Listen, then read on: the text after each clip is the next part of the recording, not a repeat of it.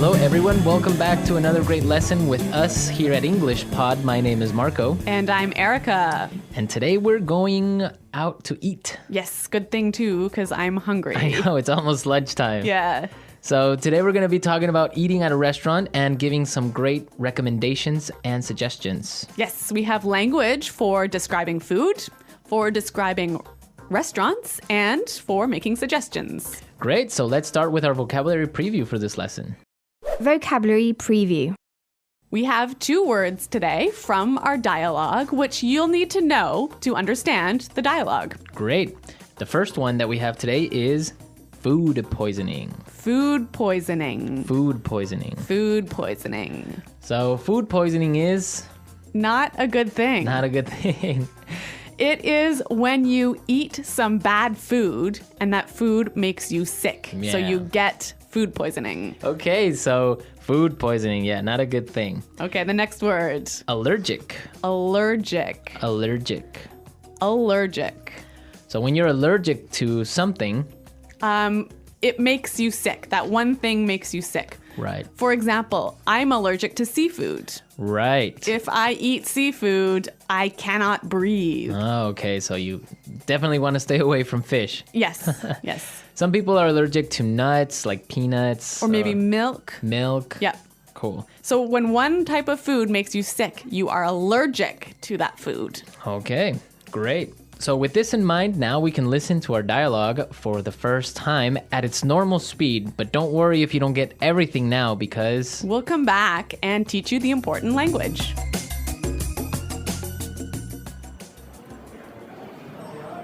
Do you two have any plans for the evening? We were thinking of checking out a restaurant in the neighborhood. Do you have any suggestions?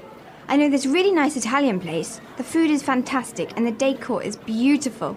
I'd recommend giving it a try. Actually, I'm not all that crazy about Italian food. I'm in the mood for something a bit lighter. In that case, I know a great little bistro. They make a really tasty seafood platter. The fish is outstanding. It sounds fantastic, but I'm allergic to seafood, so...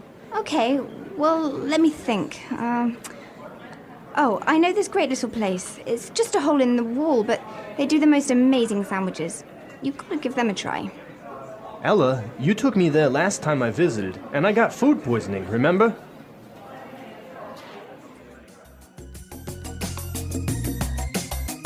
Well, I'm getting hungry just thinking about all of those great restaurants. Yeah, some really good recommendations, except for food poisoning, right? No, not so good. Let's start with our language takeaway for this lesson. Language takeaway. Our first word on language takeaway is check out. Check out. Check out. Check out. So we have some great examples on how we can use check out in different situations, and then you can understand the meaning. Example 1. Have you been to the new cafe next door? Yeah, I checked it out yesterday. The food was great. Example 2. Hey, check out my new car.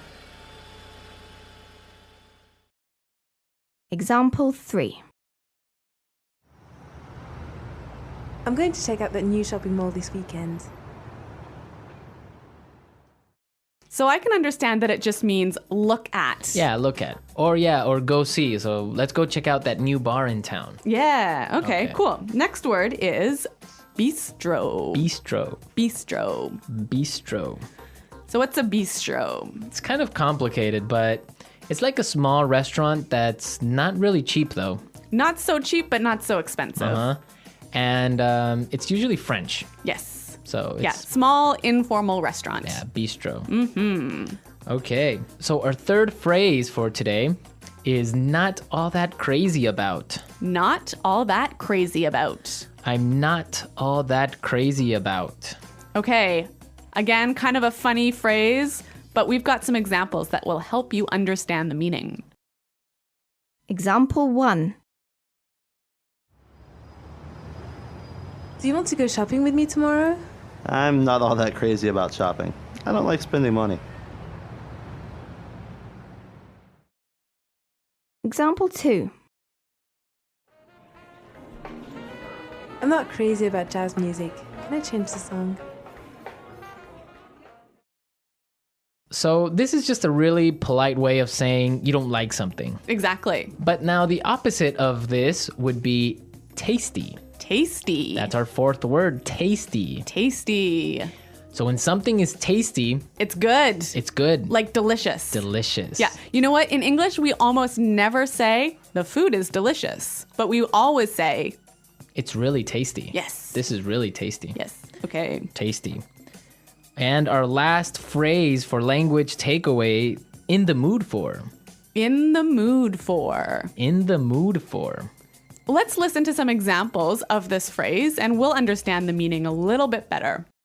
Example 1. We always eat hamburgers for dinner. I'm in the mood for something different.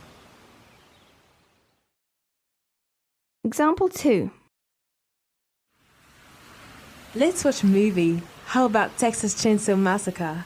I am not in the mood for a horror movie. So if I'm in the mood for something, I feel like doing or eating or Watching.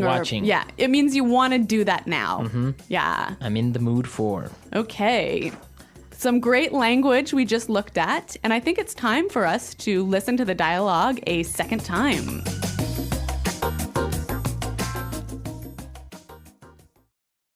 Do you two have any plans for the evening? We were thinking of checking out a restaurant in the neighborhood. Do you have any suggestions? I know this really nice Italian place. The food is fantastic and the decor is beautiful. I'd recommend giving it a try. Actually, I'm not all that crazy about Italian food. I'm in the mood for something a bit lighter. In that case, I know a great little bistro. They make a really tasty seafood platter. The fish is outstanding. It sounds fantastic, but I'm allergic to seafood, so... Okay, well, let me think. Oh, I know this great little place. It's just a hole in the wall, but they do the most amazing sandwiches. You've got to give them a try. Ella, you took me there last time I visited, and I got food poisoning, remember? Okay, some really great and useful phrases there. And I know you want to talk about specifically some of these phrases. Yes, today's lesson is all about making recommendations, right? Right. So let's look at some useful phrases in Fluency Builder. Fluency Builder. So in the dialogue, we heard a great way of asking for a suggestion. That's right. Let's listen. Do you have any suggestions? Do you have any suggestions? So that's how you would ask for a suggestion. Or you can say something else like, do you have any ideas? Yeah, or you might say, do you have any thoughts? Okay, so Three that's great ways. asking for suggestions. Yep. In response to this, you can say something like this. I'd recommend giving it a try. I'd recommend giving it a try. We also heard another phrase that we use for giving suggestions. You've got to give them a try.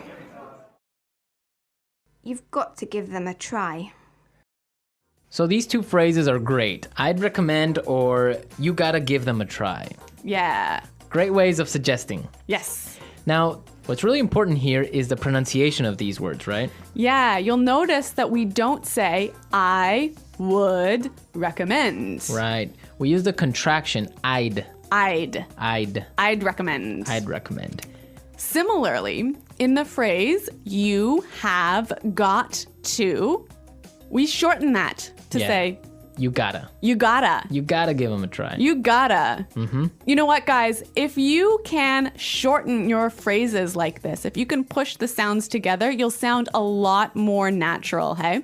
And also you'll be able to understand because in movies or in shows, they will never say, you have got to give them a try. Yeah. So if you know how to use this form, you'll understand what they mean. Exactly. Okay, great. Well, why don't we listen to the dialogue a third time and you'll hear some of these contractions in the dialogue.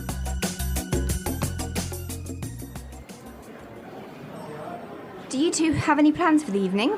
We were thinking of checking out a restaurant in the neighborhood. Do you have any suggestions? I know this really nice Italian place. The food is fantastic and the decor is beautiful. I'd recommend giving it a try. Actually, I'm not all that crazy about Italian food. I'm in the mood for something a bit lighter. In that case, I know a great little bistro. They make a really tasty seafood platter. The fish is outstanding. It sounds fantastic, but I'm allergic to seafood, so... Okay, well, let me think. Oh, I know this great little place. It's just a hole in the wall, but they do the most amazing sandwiches. You've got to give them a try. Ella, you took me there last time I visited, and I got food poisoning, remember?